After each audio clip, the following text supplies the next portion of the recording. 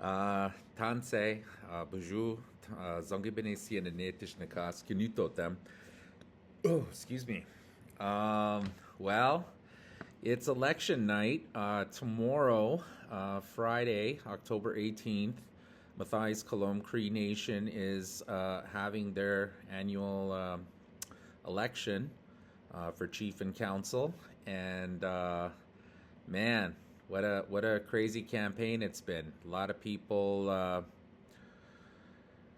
really hurting each other's feelings, and it's been pretty vicious. You know, these Indian Act elections are brutal, and so I want to just congratulate all 80 plus candidates that are running on your campaigns, and all the candidates for leadership as well.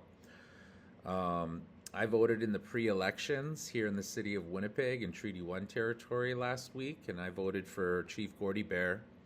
I think Ken ran a really good campaign. I really appreciated seeing him going and door knocking and showing up for the candidates forum. I think that any Indian Act First Nations government can never really achieve anything in 3 years because they're cleaning up the mess of the previous administration, and in our case, the previous three administrations. And I would love the opportunity to work with him, whatever new team is assembled after everyone in Puck votes.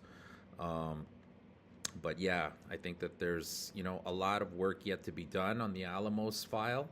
The land designation status on all the TLE land parcels, the dispelling of all of the misinformation that's flying around in Puck. I think all of these are very important, and a second term for Chief Gordy Bear would be a good choice. It's the choice that I made. I also voted for Councillor Alma Hart. Pun intended, she's got the biggest heart out of everybody on council, and I think everybody in Puck through the evacuation and over the Christmas breaks and moments when it counts, man. Alma really, really shows up for people.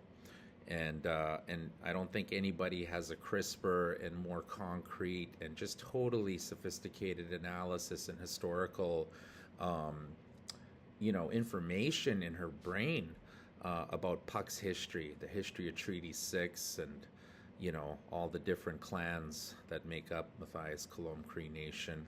I voted for Kelly Linklater. That guy's awesome, man, and not just because he owns the Bannock Shack and I like eating there, but I've known Kelly since I was a teenager. We grew up together, him and Perry Francois and I. Those guys were always guys that I would run into when I'd come home to the res from the city. So, I really, Andrew's got a lot of heat because he was the consultation coordinator for Alamos, right? But, make no mistake, even though, the budget he was operating came from Alamos, that's monies that Alamos gets from the federal government to conduct their legal obligation to consult First Nations as part of their environmental assessment. And, they design it like that and put it through the corporations process as a way of conquering and dividing communities they're trying to encroach on, extractive industries and the government that they work with, right? And part of that is the consultation funds flow through the corporation, and whatever community members got to take the job Andrew's had, that's a difficult position to be in. I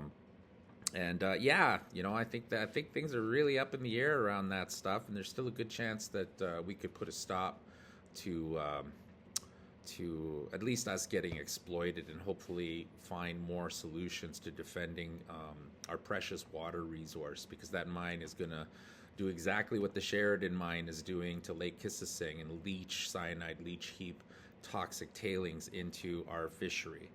Lots to figure out with that. TLE, cows and plows, treaty annuities, the Port of Churchill, all the problems, with Hudson Bay Rail and our own rail line, KRC. There's a lot of geopolitical pressure that our leaders are on, and they're going to need a kick-ass team. And I'm in the process of moving home. It's really hard to move home when you have never lived there. There's no housing, as you all know. But yeah, I'd love to work with Chief Gordy Bear and whatever team comes together after our election tomorrow. And for everybody that I had harsh words with and debates with, and you know, any kind of hard feelings, I hope that we can work through those, because at the end of the day, land back, water is life. Our rights regime that we are governed under within the settler colonial state of Canada, the Treaty 6 agreement, those rights are collective based rights. So, when we're divided and we're not working together, these people can chip away at our land and privatize things like our water, commodify the sacred.